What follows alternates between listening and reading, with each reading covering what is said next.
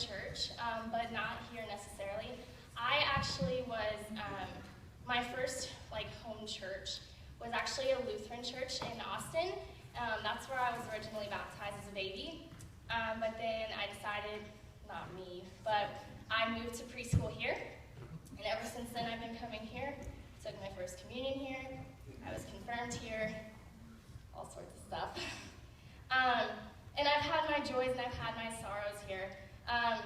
For example, when I was 12 years old, I went through a little bump in the road. To give you some background, ever since I was a little girl, my hands and feet have turned purple, and when I get cold. And it's pretty weird, I have to admit, but I always embraced it because I thought it made me unique. So we decided to take it to the doctor, and had to go through a series of tests and get a bunch of blood work done, just like I did today. Have to admit, it's not fun. It's hard to go through that. It's hard to hear that something's not right. So when I was 12, I was diagnosed with an autoimmune disease called systemic scleroderma. Basically what that means is, my body attacks itself because it doesn't realize what is healthy and unhealthy tissue. So that's why my hands turn purple, and that's why I'm skinny and all sorts of stuff. That's just why I look like, thank you. That's why I look like the way that I do, and it's why the way that I am. And I'm fine with that. I've never had a problem with that. So during my diagnosis, my dad decided to read Jeremiah 29:11, and I know that sounds really cheesy, but it says, "For I know the plans I have for you, declares the Lord, plans to prosper you and not to harm you, plans to give you hope in a future."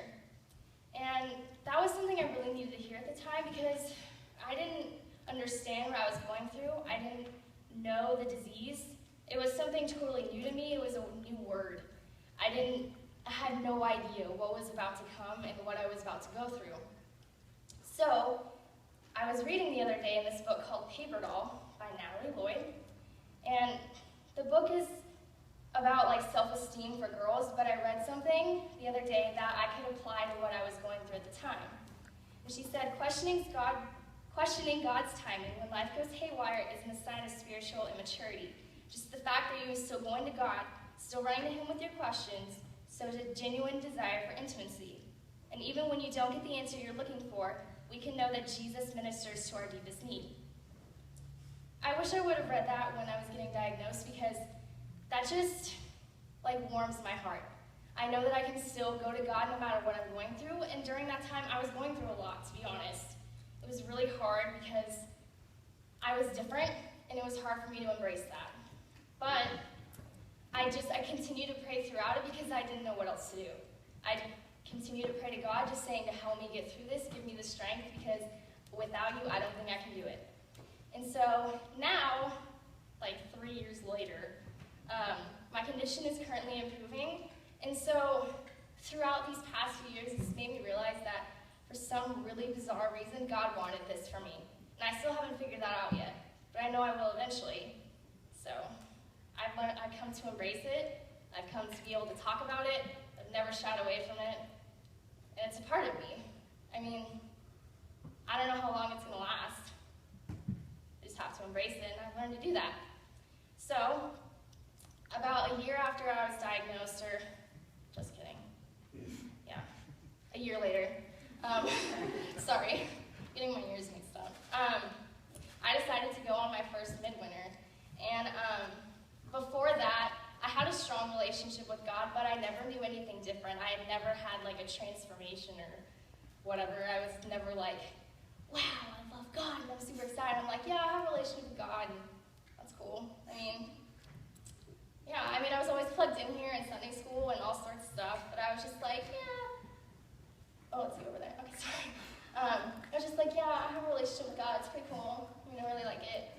So, it was actually Alyssa Skinner who persuaded me to go on this, and it actually ended up being one of the best times of my life. Okay. I really didn't know what I was getting myself into, so I was pretty excited, and the word I did use to describe the outcome is beautiful, because I learned so many new things there, and I worship with my friends. And I know, like, at Midwinter and all these camps, you have, like, a sort of environment that's like, yeah, God. But I actually really felt that. And so after I came back here, and I was like, wow, this whole relationship with God thing, that can be pretty cool. And I, started to explore new ways to, get to know God and, learn about the Bible. And I started to read the Bible. About that Midwinter, the theme was called No Matter How Far. And I really liked that because it kind of described my heart after Midwinter, because I was ready to go the full distance, and I was ready to give my full heart to God instead of just being like a half and half relationship. We've kind of described in high school, Sunday school before, I was lukewarm, but now I was on fire. I was ready.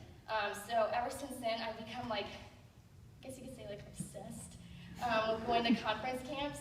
And if you haven't been on one, I highly, highly encourage you to go, because you will learn a lot about yourself and however long you're there. And it's kind of crazy, it's kind of creepy, but it's awesome, because you just have, your relationship with God just takes a total 360, and it's super crazy, but it's super awesome, and it's been one of the greatest times of my life. Sorry if that confused you. Then I guess a 180? I don't know. It was different. It was totally different. Whatever. Okay. So after Midwinter and conference camps and all sorts of stuff, I felt a calling to become a student leader. If y'all remember, I know some of the middle schoolers won't, my sister Sarah was a student leader, and I always have looked up to her. And the other sister. Who's that? I don't know. Sarah was super involved here, and I always looked up to her, and I always wanted to be like her. And that was part of the decision I decided to become a student leader, but the main one was because I actually felt called to it. And so, ever since the very beginning, I've always wanted to be super plugged in somewhere. And with student leaders, I felt that, because I get to sit back on Wednesday nights and watch y'all worship, and it's so cool, because y'all, some of y'all middle schoolers get so into it, and I just love it. Because y'all are growing as you're worshiping, and you're seeing God's love for you and how beautiful that is. And I don't know, my heart is overwhelmed, because I'm so excited for what is to come with your relationship with God. And besides that, your future with God on your side is going to be freaking cool. I'm just excited for it. Because, y'all, raise your hands and y'all are dancing y'all just did to Every Move I Make. Is that what it's called? Yeah. Thank you. It's really cool, because I remember when I was y'all's age, and I was just yeah, youth, whatever. And then y'all are just yeah, youth. And I was kind of that way, but then I was not really. I was here for my friends, and I was here to worship. I was kind of on the edge. Is everything okay over there? Cool. Going back, I just love to see it, because y'all's hearts are so full. And just in WOG last week, I have to give some shout outs to the middle school girls. Y'all have such big hearts for bringing up the topics that y'all did, and I'm so proud of all of you. And I love talking about that with y'all, so just wanted to give y'all a little shout out. Alright, I've had trouble. Okay, but besides the great big, overwhelming feelings that I've had, I've also had some times where I felt pretty low, like I mentioned earlier. And then over the past few weeks, I've been in a series of situations where my beliefs have really been challenged. I've been involved with a group of people who, they don't believe in what I do, and that makes me sad. And it was really hard to hear what some of the people had to say about how they think of people like me, and it just, I don't know, I can't really describe it, because it literally made me that sad. I had a verse to go with it. And this is been the verse of my life lately. It's really weird. We learned about this in Forge like 2 weeks ago. This verse came up in talks with my parents over the past few weeks. Scott just preached about it. Shug just preached about it. Like, obviously God is trying to show me something, but it's the ending of the Beatitudes, Matthew 5:11. Says, "Blessed are you when people insult you, persecute you, and falsely say all kinds of evil against you because of me. Rejoice and be glad, because great is your reward in heaven. In the same way they persecuted the prophets who were before you." And that just kind of blew my mind after I've read it so many times. Because when I've been in those groups and they've said things against people like me, I was blessed because of it. And we are all blessed because we have the love of Jesus Christ in our lives. I've just been thinking about this over the past few weeks. Like, his love for us literally, like, never changes. And I don't know, I've messed up a lot in the past few weeks, and like I did today. Whoops. But he loves us just as much as he did yesterday, as much as he will tomorrow. And there's, like, nothing you can do to make him change that. He's always going to love you, and he's always going to think of you as his child, you specifically. You are not just invisible to God, I promise you. And lastly, okay, as you can tell, I'm a messy human being. Don't even make faces at me. What? It's just hard because I've had a messy life. Like, as I mentioned earlier, I've gone through some good things, I've gone through some bad things, and but it's okay because I've always had God with me. I was emotionally a mess during times, but I got through it because I had God on my side. And so I was reading my book again. It's called Paper Doll by Natalie Lloyd. It's kind of aimed towards girls, but it's okay because the things I'm reading can be applied to everybody. And I read this the other day and I thought it was awesome. It says, "We get to bring the whole entire mess of our heart to Jesus just as it is. We get to sort out the pieces there in his presence, and we get to take comfort in his love. His offer to us is the same as his offer to everybody else, living water. The kind that loves us unconditionally and covers every need."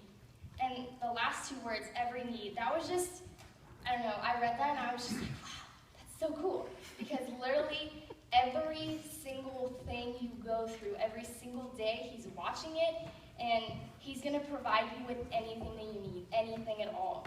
And it was just so crazy to think about that because a lot of times I take the blessings from God for granted. And it was just weird because that reminded me that God has blessed me with everything, not anybody else. It was God, because God intended that blessing for me during that time. And it was just, it made my heart feel full. And I know I've said this a lot, but I was overwhelmed when I read that because I was just like, oh my God, like, he cares. And it's just, it was pretty awesome. And so, I know this is really short, but this is the last thing I want to say to you. My hope for each and every one of you is that you feel God's powerful love each and every day because he loves you every day. And I don't ever want you to forget that because, it's just, I can't put it into words.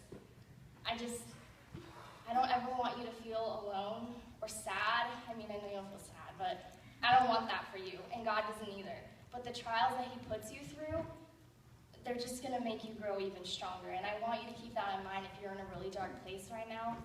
It's going to get better because God wants you to go through that trial like he did with me for some bizarre reason, and you may not know it yet, but you will eventually. So, that's all that I have. I know that was super short.